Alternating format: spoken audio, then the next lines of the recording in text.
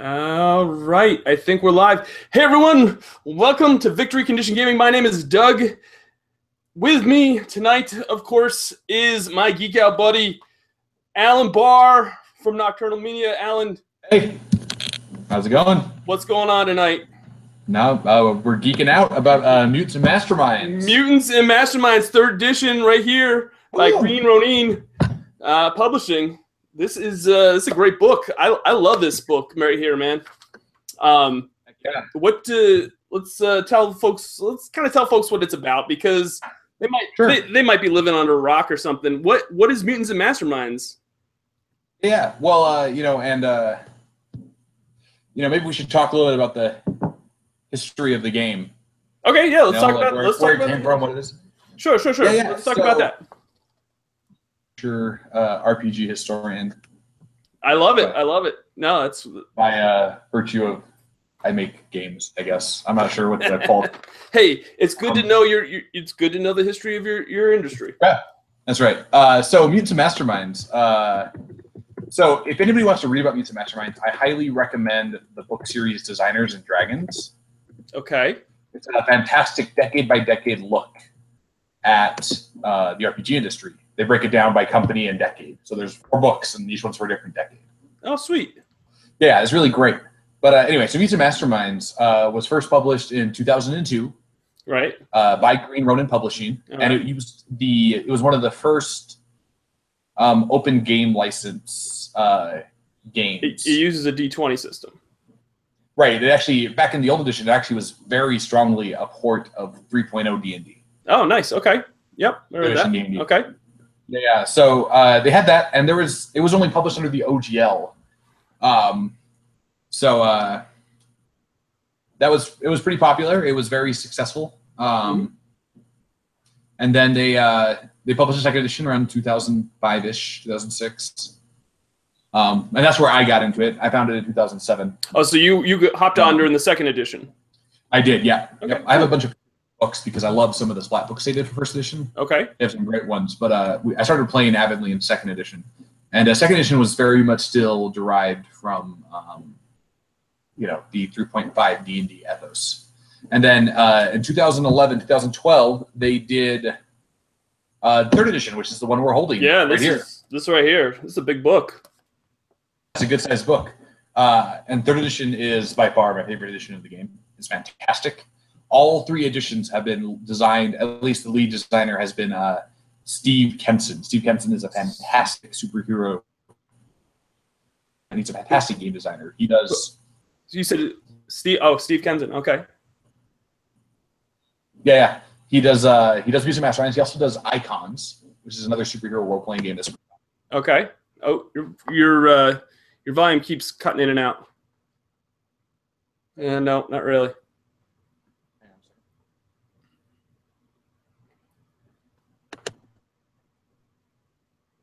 Now, can you hear me? Okay, you're a little bit better now.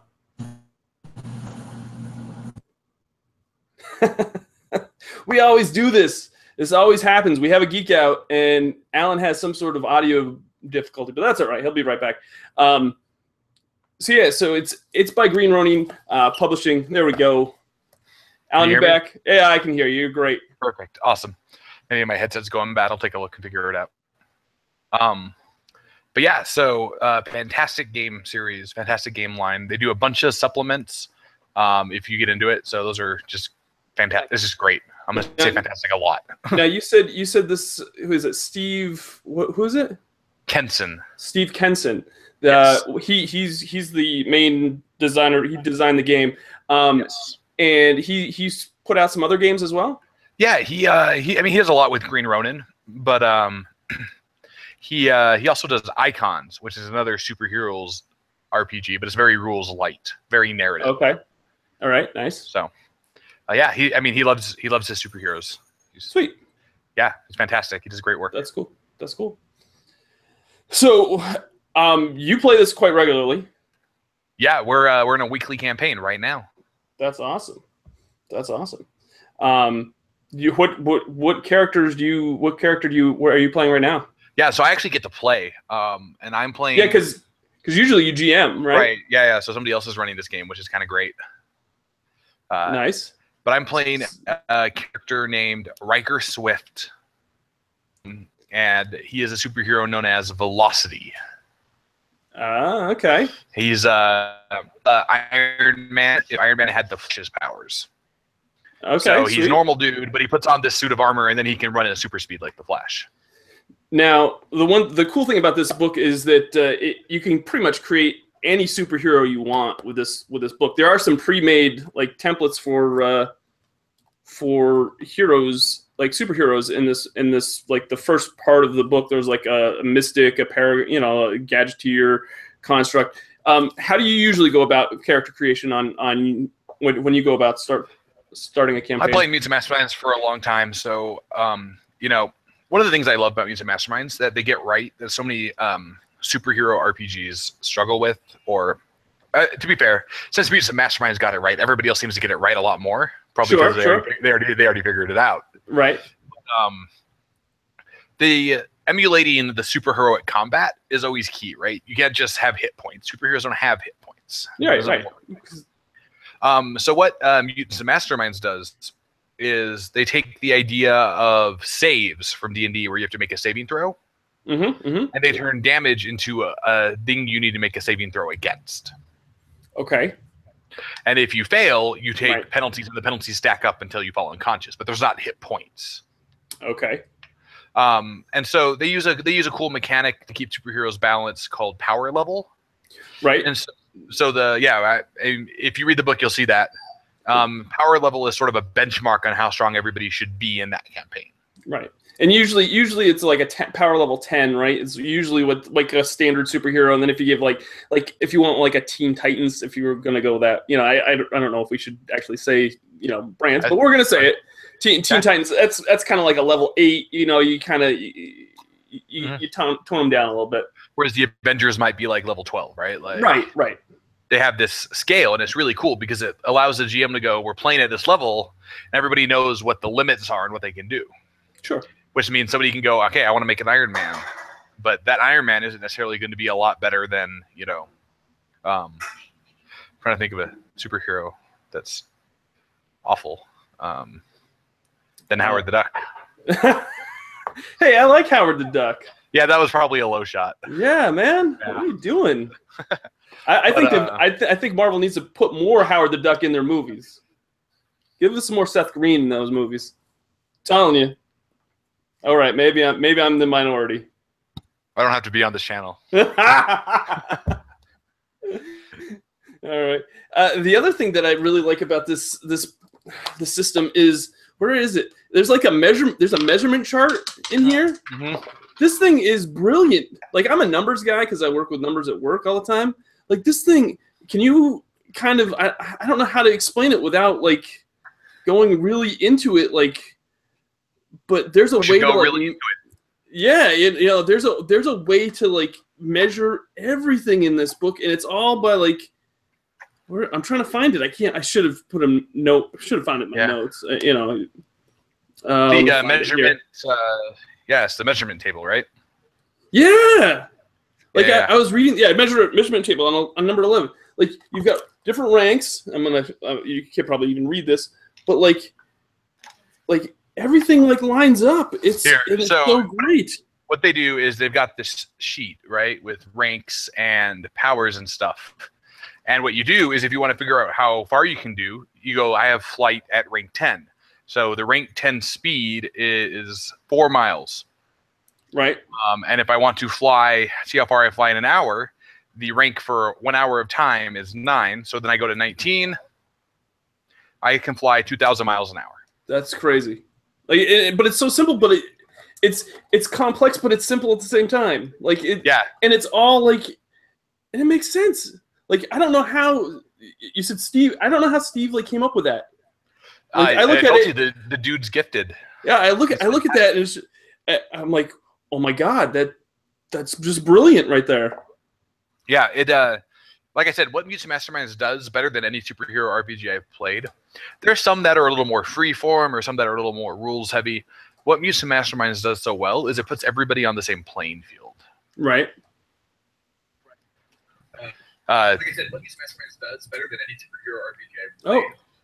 wait a minute. Oh, hey, I think that's my friend Steve. That I hate you for this. Right. What? Very uncool. That's my friend Steve. That's a big Mutants and Masterminds fan. Oh, wait a minute. So are we geeking out about Mutants and Masterminds? Wait, yeah, we are. I think so. See, I think Steve. I think you kind of have to turn down the volume though. Mutants and Masterminds fan. We're getting some playback. Wait, we are. So, hey, Steve. Hey guys. Steve, everybody, this is Steve Kenson. Steve, this is Alan Bahr. We were just talking about this brilliant designer that makes mutants that design Mutants and Masterminds. Hey guys. I'm still getting the echo a little bit. Hey, sorry about the feedback. Let me. That's all right. Let's see if we can. Oh man. I'm still getting the echo a little bit. Feedback. That's all right. I should see if I've got a headset. Okay. Alan, this is. I hate you right now, Doug. You hate me. I hate you right now. Why do you hate me? Well, I just spent the last 5 minutes talking about how Steve is such a great designer and he really understands the genre and he's clearly so passionate and it shows. And then you just bring him on here, like hey, why do you hate me? Like it's whatever, Doug. I'll be right back. All right, let's go. So Alan, I told you to bring your A game tonight. Yeah, no kidding. Yeah, hey, Steve just lives the next state over, I'll be right back. Well, out there, that's pretty small, right? Yeah, so I said when he lives in the area, I figured, Fair enough. Hey, it's not Utah. Let's put it that way. Hey, whoa. We actually, I can probably, throw a rock over into New Hampshire.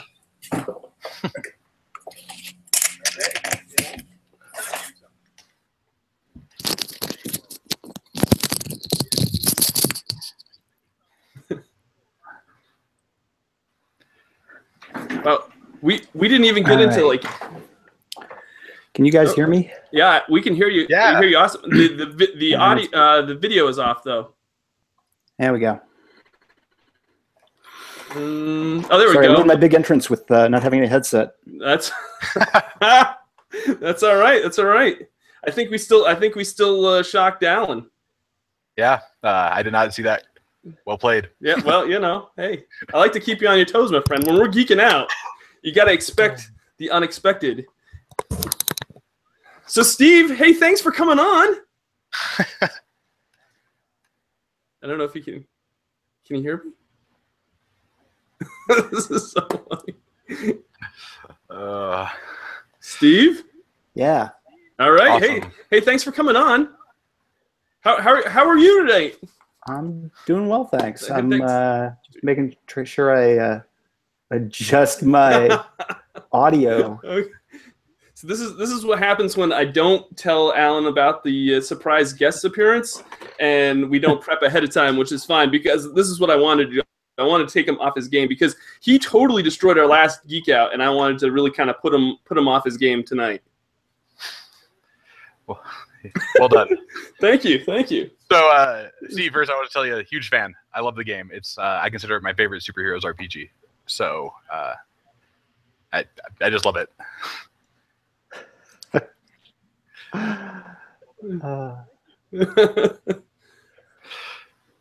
Thank you. What's that? Yeah. I think he's lagging a little bit. I think he's hearing us a second after. I think so. All right. I can still hear you guys. Okay, you got us? Yeah, I think so. Perfect. Okay, awesome. So Alan, let's what else Steve, we were just talking about this measurement table. Yep. Like that is brilliant. Like Thank you. This is just, and I was just I said to Alan, I'm like, how does someone go about like creating something? Because I work with a lot with numbers in my everyday job, but this is like wow. mathematically. I'm sorry, I'm getting an echo from you guys. Okay.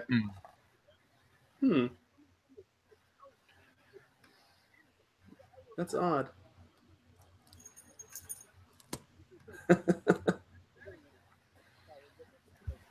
Do you have? Weird. That is odd. Do you have your audio turned off on your computer? Looks like.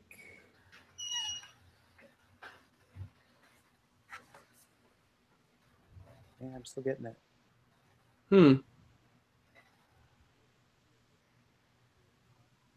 That's strange.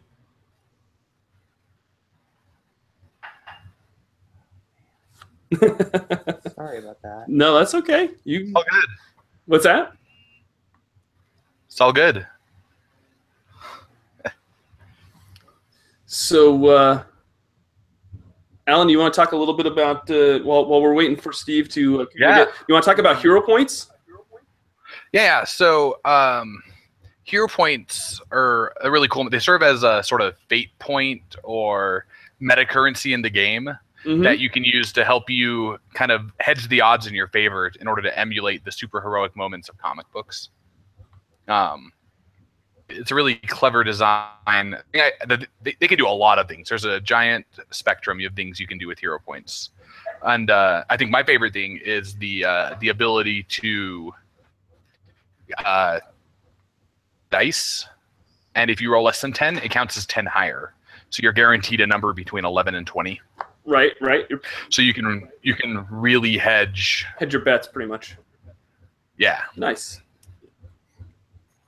I don't know if Steve is. No. Oh.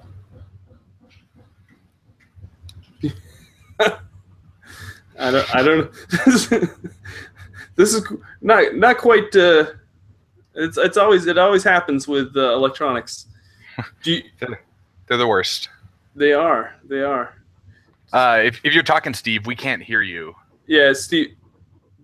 Do you want to try to log out and then log back in? Oh. Yeah. Let me give that a try.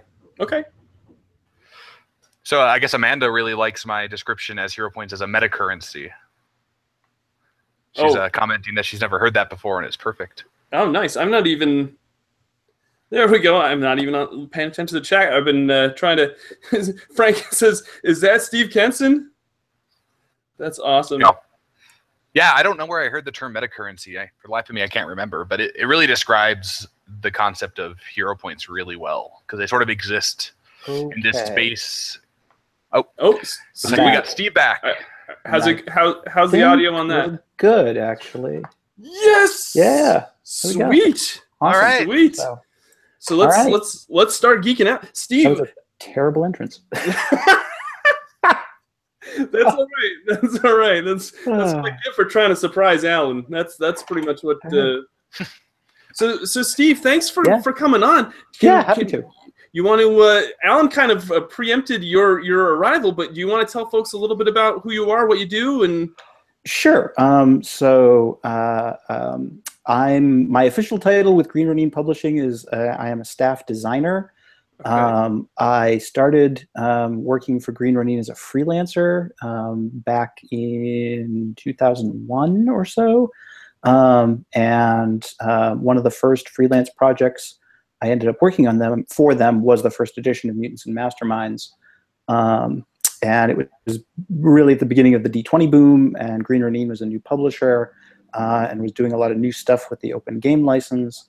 And I had Freedom City, which was a setting I had designed that I really wanted to publish.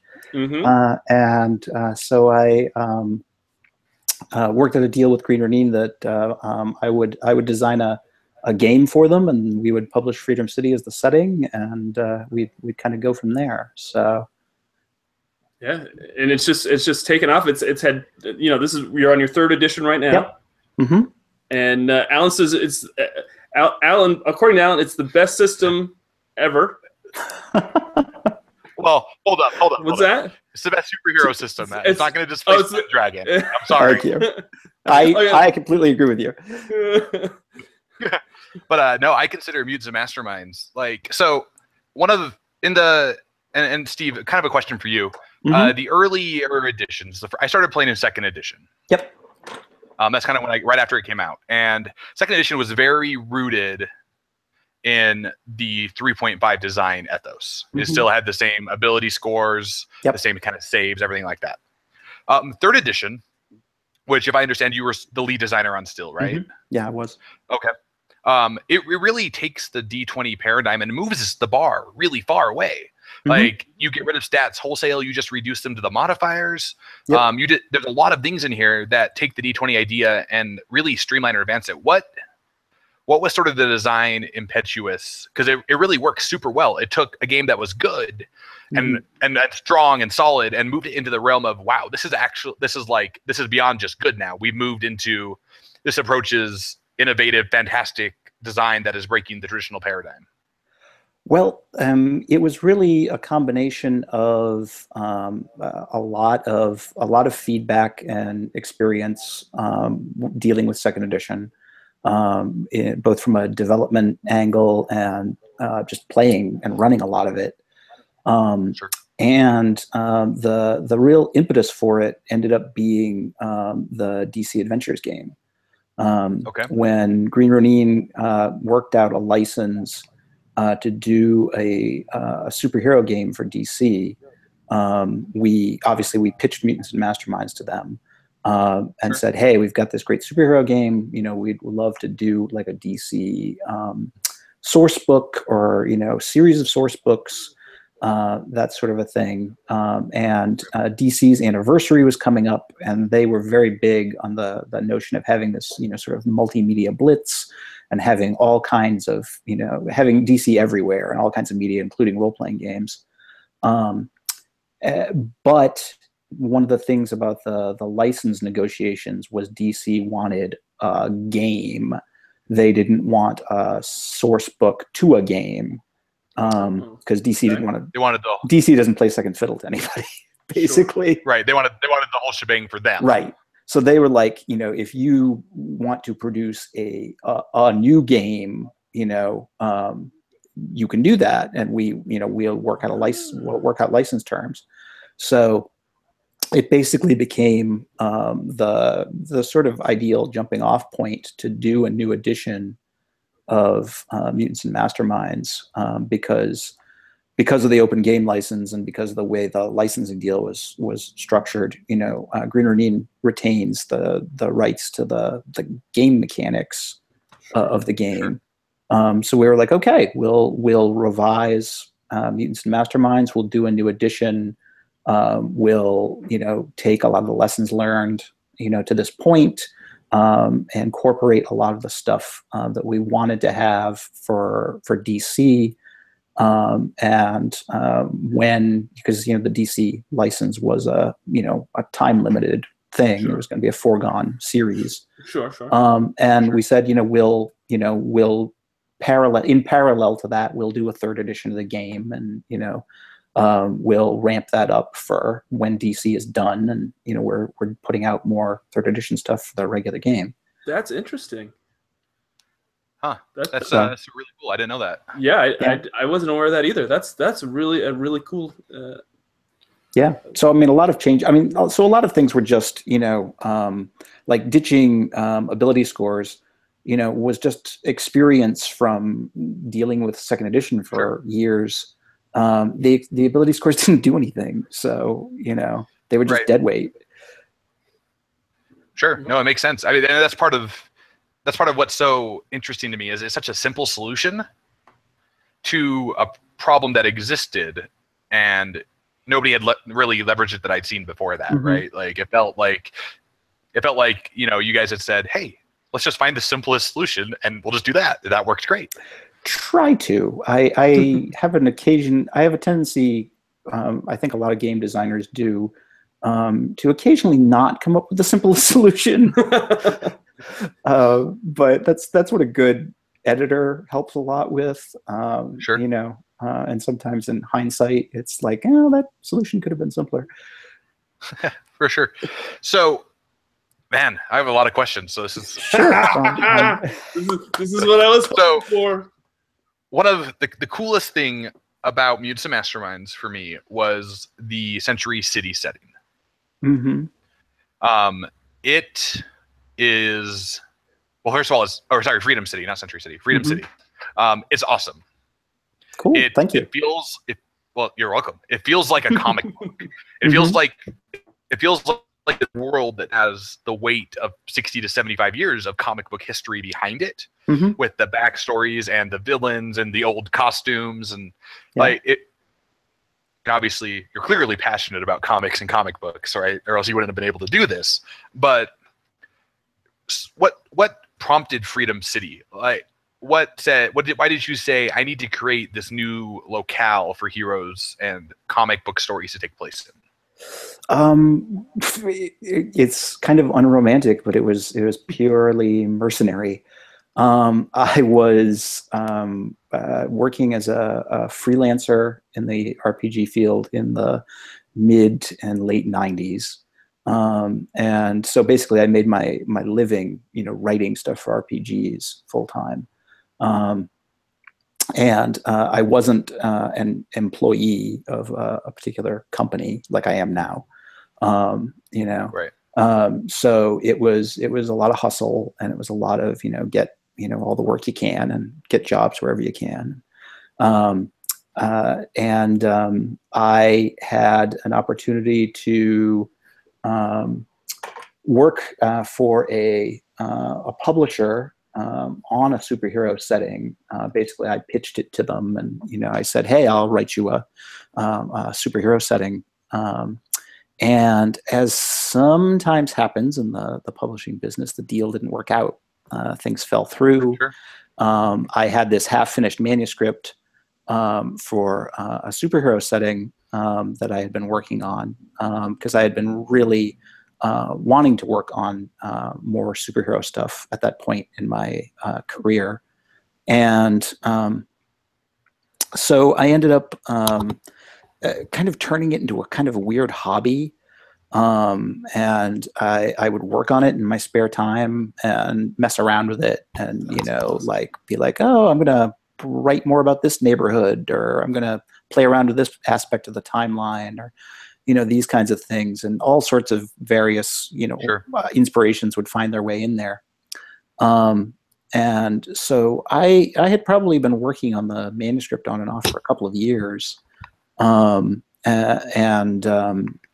was when the opportunity to work with Green Ronin came along, because I had been freelancing for them on some D20 projects, and they basically were looking for new things to do, and were like, "Hey, you want to pitch us some stuff?" And I said, "Well, hey, I've got this superhero setting that I've been working on, Right on. and I'd really like to publish it." And there were very few superhero games in print at that time, right around 2000. And nobody was interested in it because everybody had they either had their house setting, or they were working on a setting, and so everybody was like, "Yeah, that's great, but we don't need a setting," And so I pitched it to Green Ronin, and they were like, "Well, that's setting sounds really interesting, but we need a game." So it's like, do you want to design a superhero game? And I'm like, okay, sure. That's awesome. Yeah. So, but yeah, I mean, Freedom City is basically just my big, everything Steve loves about comics book. Sure. Well, I can't imagine a better way to create a superhero setting, right? Right. So it's funny because we're actually just finishing up the production on the 3rd edition of Freedom City. Very cool. So, which is forthcoming soon. Will that be at GenCon? God, I hope so, but I honestly don't know. It depends on. I'll swing by the booth and check. Depends on the vagaries of printing and shipping and a lot of other things that are not my department. Fair enough. But I hope it'd be great. If not, soon thereafter. Nice. So. Now, can you tell us any other things that you might have coming up for Gen Con? Because I'm assuming you're going to make some sort of announcements at Gen Con. Well, things that'll be announced at GenCon will be announced at GenCon. Right. But you got some exciting things coming up for GenCon, I'm assuming. But there are some cool announcements in the works. Very cool. Awesome.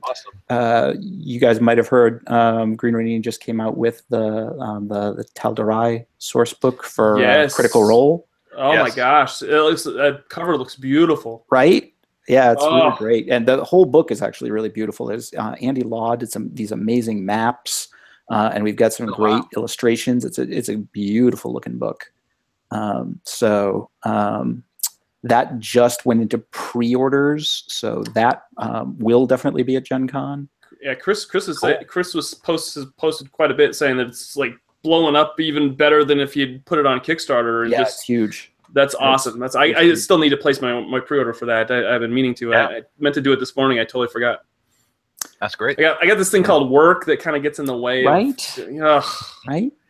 But on the Mutants and Masterminds front, Freedom City is next, and then coming up after that, we've got a book called the Super Team Handbook, which is in the works, which is basically a big source book on how to put together teams, and covers a whole range of stuff from the sort of conceptual, how do you, what kind of theme, what is your team about? And, what are the different roles that characters take in the team, both from a sort of a social interaction perspective to, just sort of a strictly tactical perspective. There's going to be a lot of sort of crunchy game stuff in terms of how do you do teamwork and what are the most effective ways for characters to team up? What are the most effective ways for characters to combine powers or to use a lot of the teamwork that's built inherently into the system, using advantages and interaction skills and a lot of those kinds of things. And there's going to be a whole bunch of sample teams, essentially, that are going to be sort of archetypal, different kinds of teams of characters, ranging from, here is the, worldwide United Nations, anti-terrorist super team, to, here are the, sort of weird misfit, characters. So there's going to be a whole bunch of example teams. And so it should be a really pretty handy book as far as that goes. That sounds really cool. I don't recall seeing a superhero supplement like that really delved into the team composition, and that's such a core part of any RPG, but also of the superhero genre. Mm-hmm. Yeah, absolutely. It's really cool. And we've also got a book in the works called the Basic Heroes Handbook. That's basically going to be an introductory product for Mutants and Masterminds. Okay. The one of the big challenges for Mutants and Masterminds is that the system has a learning curve, like all RPGs do. Mm-hmm. And the learning curve for Mutants and Masterminds is somewhat complicated by the fact that hero building is somewhat involved. The point system involves a lot of numbers juggling. It involves a certain amount of system knowledge. And while we've addressed some of that with tools like character archetypes and the really great, sort of random character generator stuff in Deluxe Hero Handbook, it can still be kind of daunting to new players to pick up the game and be like, I have to it's like filling out my taxes to build a character. And, that just kills people's interest. So understandably, because not everybody is like, me and wanting to, fill out all these little boxes and whatnot. And Alan, you're into that stuff too. Well, like that's one of the things I love about Mutants and Masterminds is it's more rules light than some of the massive superhero RPG tomes of the 90s. Mm-hmm. Hero system or champions looking at you. Like that Champions 4th edition can stop a bullet. Yeah.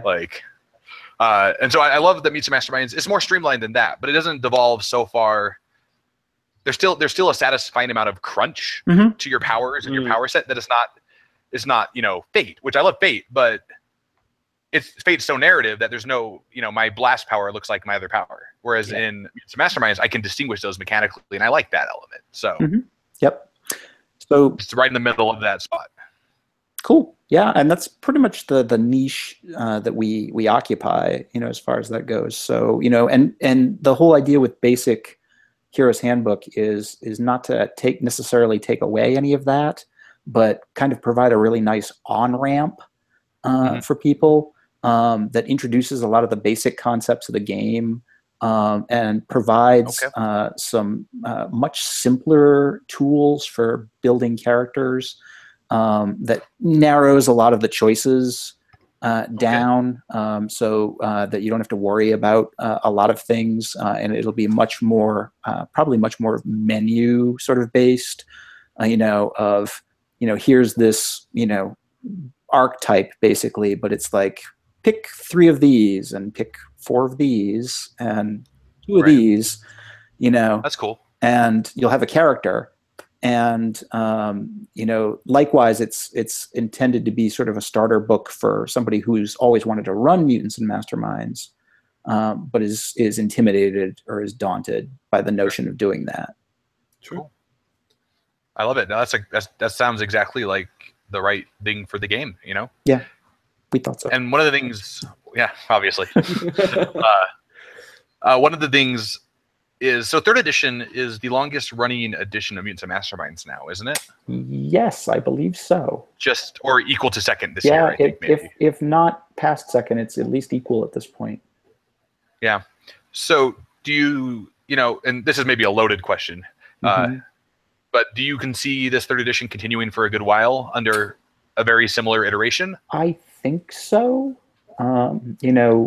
Because we deliberately, because DC, we ended up deliberately sort of ramping back production on some products for Mutants and Masterminds for 3rd edition, because we had DC Adventures, and those were 4 substantial books right there. And we've turned out another, I want to say 7 or so books for 3rd edition at this point. But Green Ronin had a lot of other projects going on, and so output for 3rd edition was not as rapid as it was for 2nd edition, because 2nd edition tended to feature smaller, more frequent products. So we feel like there's a lot more left to do with 3rd edition in some ways, to really let it kind of stretch. So yeah, we're planning on sticking with it for a while. We've built a pretty solid base with it. Plus, you really kind of wouldn't put out introductory products if you didn't think that the line was going to be around for a long time. At least that's I'm thinking. Retail back from retail experience, like that makes the most sense.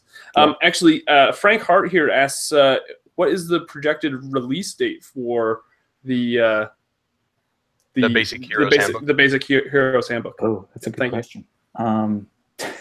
It's so weird because I live entirely in editorial time. Okay. Sure. So for me, it's all about when I need to be done, and then like products come out. For me, they're like ancient history by the time that happens, because I'm like, I was done with that like 8 months ago. Like, oh yeah, that thing. I worked on that like a while ago. Yeah. So honestly, all I can say off the top of my head is that basic will probably be in the last quarter of the year, I would think. Okay. So probably in the fall. Yeah, I mean, before Christmas release would make sense. Yeah, should be. Cool. Nice. That's awesome. Let's see what else we got. We've got a couple questions in here in this chat. Okay. I don't know. Frank Hart also asks, is there any news on the Lazarus RPG? Well, I know this is Mutants and Masterminds Geek Out, but if people are asking. apart from the fact that Green Ronin has the license to do it and that we're working on it, Okay. there isn't much news to be given yet. Okay. There might be some more come GenCon, but things are in the works. All right. Very cool. Very cool. Right on. Yep. So, yeah, I mean, so Freedom City took a while to come out for 3rd edition. Mm-hmm. Right? Yeah. You guys created A your little new longer city, than I would which have liked, was, honestly, but right. You created a new city setting here, Emerald City, right? we did. We did. Yes. So you have 2 cities now. Mm-hmm. Are you planning to revisit some of the old settings of like 2nd and 1st edition, like Paragons? We've talked about it. Paragons was poor Paragons. I have that book on my shelf right here. Cool. Yeah, Paragons was in my opinion, a somewhat underappreciated book. And in some ways it was experimental. And I think that Paragons offered a lot of choice and a lot of variety, but also kind of lacked focus. Sure. And I that may have something to do with why it never really quite caught on.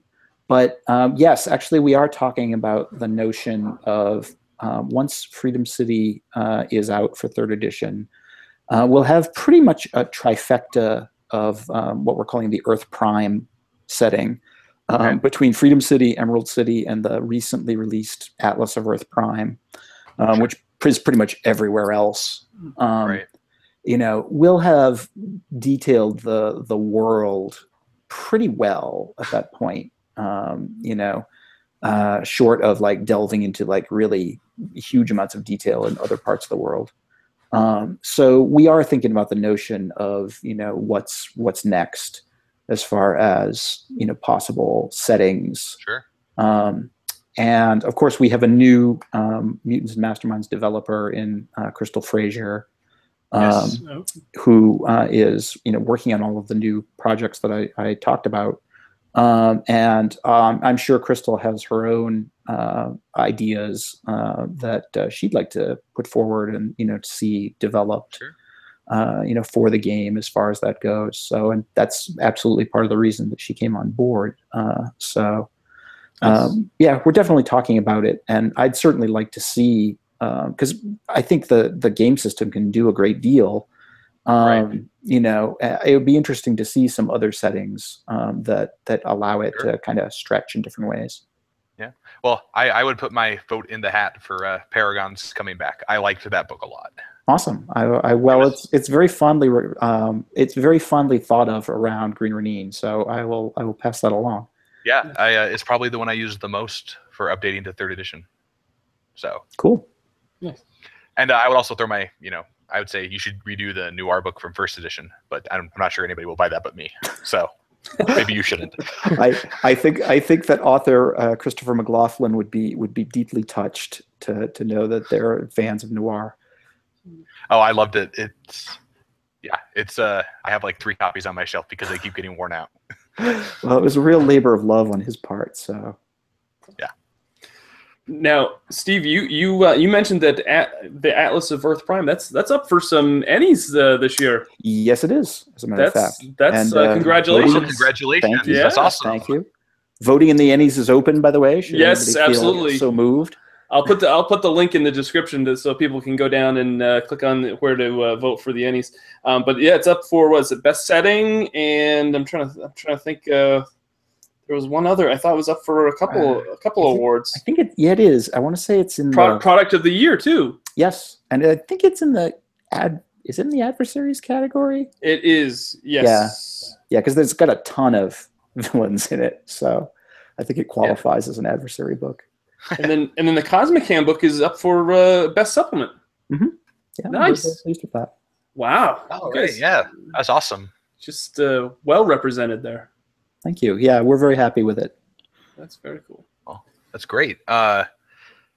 So, if you had to distill the essence behind Mutants Masterminds down to like a sentence for people who are, kind of on the fence about picking a superhero role-playing game, what would you say to sway them to the side of Mutants Masterminds, realizing, you know, Mhm. obviously there's other role-playing games and everything has value. But what is your elevator pitch? Absolutely. Well, the thing, one of the things that Mutants and Masterminds has going for it is that if you have played a D20 game, you know, in the last, you know, 15 years, then so much of it is still going to seem very familiar. You know, I mean, although Mutants and Masterminds take some things in, you know, some new directions, and it has its own, you know, pieces of chrome to it that I think are fun to talk about. You know, the core of the system is still the basic D20 engine in terms of, you know, it's roll a D20, apply some modifiers, compare it to a, you know, difficulty class, and the rest of it is all just variations on a theme, you know, beyond that. So, you know, if you know how that works, you know how Mutants and Masterminds works. Cool. You know, and so if you've played third edition D&D, or, you know, and pretty much any of the editions of D&D since then, you know, you have you'll pick it up pretty quickly as far as that goes. And then the rest of it, you know, in terms of my elevator pitch, is usually explaining, you know, toughness saves and hero points and, you know, all of the other little add-ons, you know, that make the game unique. But yeah, I think it's its familiarity. Awesome. Very nice. Very nice. So, Steve, Alan is also a game designer. Cool. I don't know. If you had any advice to give to Alan, what advice? Because I know Alan's a good game designer as well, and you're, but like, I know that you know, you've probably been doing a little bit longer than he is. So what advice would you give him for game designing? Oh gosh, I generally refrain from giving designers advice. Wow. No, but just saying. You know, I mean, I know Alan would love to, like, just sit here and talk with you for hours. I know that would, like, because that's you know. But I'm just trying to boil it down to, like, hey, what can we give Alan just for? I mean, he does a great job too. I guess, you know, in my experience, the challenge that has always been hard for me, you know, I talked about how, you know, sometimes I don't necessarily come up with the most, you know, elegant or simple solution, is really learning to clearly explain what's in your head that is so obvious to you, you know, in clear language, so that somebody reading it in a book who doesn't have you sitting there explaining it to them can understand it, you know, and can then take it and run with it. I think that, you know, clearly explaining a game system is actually one of the biggest challenges of designing a game book. You know, beyond just designing the system itself, it's really, can you explain the system to somebody else in such a fashion that they can run it? Awesome. That's great. Yeah, I totally can agree with that, and I will. Yes, it's a hard thing to do. Yeah, it is. Yeah, I'm still working on it. So. Yeah, I'm not sure it's a skill set anybody will ever fully master, but you can definitely get better at it. Nobody can perfect it, but you can always strive to. Yeah, absolutely. Well, I mean, and that's, you know, there's a weird right brain, left brain sort of thing when it comes to game design, because there's a lot of very mathematical and mechanical elements to game design, but there's also a certain artistry to it in terms of its feel, in terms of its structure, and also in terms of being able to clearly explain it. So, you know, it is a tricky skill set. Yeah. So what have you designed? What sort of things should I be looking for? So I work for Nocturnal Media, and I did the Tiny D6 line, Tiny Frontiers, Tiny Mechas and Monsters, and currently we've got a Kickstarter up and I designed this, but we published Pendragon and a bunch of stuff. I worked with Stuart Week, so that's awesome. Yeah, so lots of stuff. And Alan, you're going to come on later and next week, and we're gonna talk a little bit about your campaign that you've got going on. Paladin. As well, Paladin. But yeah, no, Alan, do you have any other questions for? I know I kind of sprung this on you, and I was like, hey. You told me you bring my A game, and I'm like, it's just Doug. Like my A game is better than Doug's any game. So I know. I bring these these softball questions, and Alan, I'm like, oh, Alan, you gotta come bring the heat tonight, buddy. I warned you in advance. Kind of, yeah. Kind of, not totally. But, yeah, no, I think the only last question I have would be Marvel or DC. Oh, I was gonna ask this, but I didn't dare. I'll do it. I get this one a lot. Honestly, I'll take third party too. You can throw, Vertigo or Dark Horse or IDW at it, whatever. Seems like I'm sick of this question. Why does everybody ask me this one? It's hard because I've never been able to really choose. I literally, the first 2 comic books I bought with my own money, which is to say my own allowance. But that I actually handed the money over for, were literally an issue of Action Comics with Superman and an issue of Fantastic Four, that I bought at a 7-Eleven in Las Vegas when I was 10. And what I was doing in Las Vegas when I was 10 is a whole other thing. But so yeah, pretty much ever since I started reading and collecting comics, I pretty much equally bought from and read from Marvel and DC, and that's still largely true. One or the other is sort of waxed or waned, but there are elements of both universes that I find really great and that I really enjoy and that I love dearly. So yeah, it's awfully hard to pick, and Steve's playing this because he doesn't want all the DC or the Marvel hate to come up on the channel afterwards. He's avoiding all the fandom hate from one side to the other. You'll find my reputation is that I'm very diplomatic. Yeah, no, that's all right. I am too. I hear you. Now, maybe a better question is, do you have a favorite superhero or somebody who you really like or speaks to you or something? I have a lot of favorite superheroes.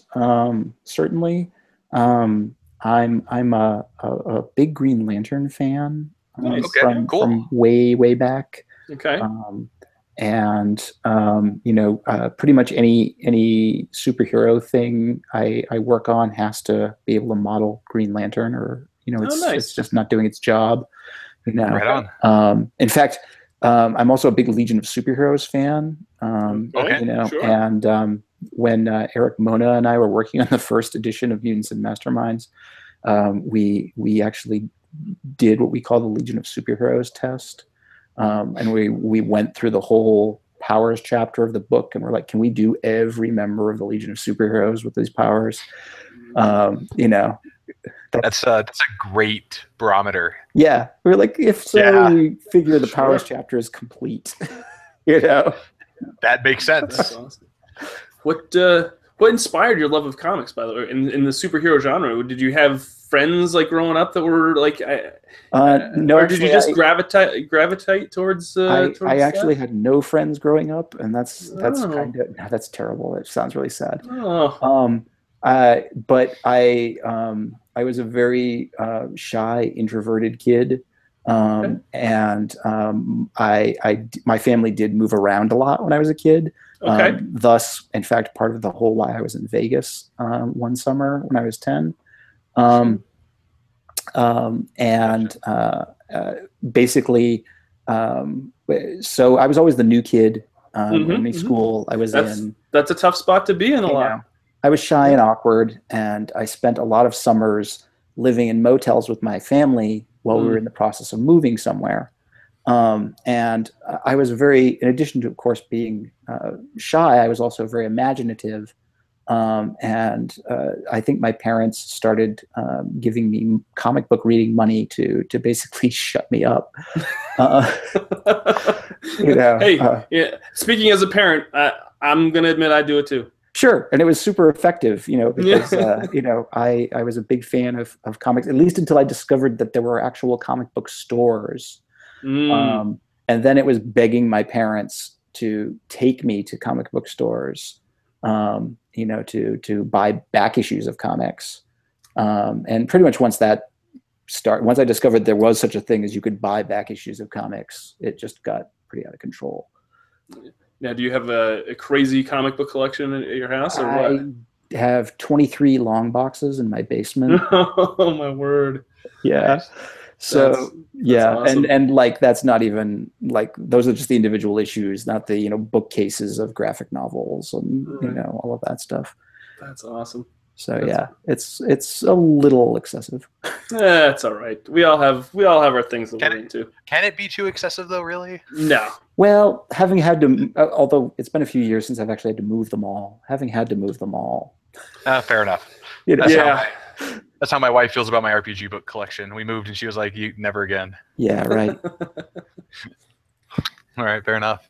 All right. Well, I guess, Alan, do you have any other questions for Steve or anything? I don't want to. No. I told Steve I didn't want to take up his whole evening, but no worries. Yeah, no, it was a fantastic experience to sit down and talk with you, and thanks for answering the questions and being so gracious. My pleasure. I really appreciate the invite. Yeah, no, I appreciate you coming on. Now, Steve, you're going to be at GenCon? Sadly, I am not. You're not? Okay. Not this year. I've only missed GenCon. This will actually be my second time missing GenCon in the last 25 years. Wow. But I have a scheduling conflict, and I can't make it out to Indianapolis that weekend. Mm-hmm. So sadly, I will not be there, which is a real pity, but is what it is. So. Very good. Should we plug anything else while we're... You can follow Green Ronin on Twitter, on Facebook. Yep. Actually, there's a Mutants and Masterminds Facebook page. There is.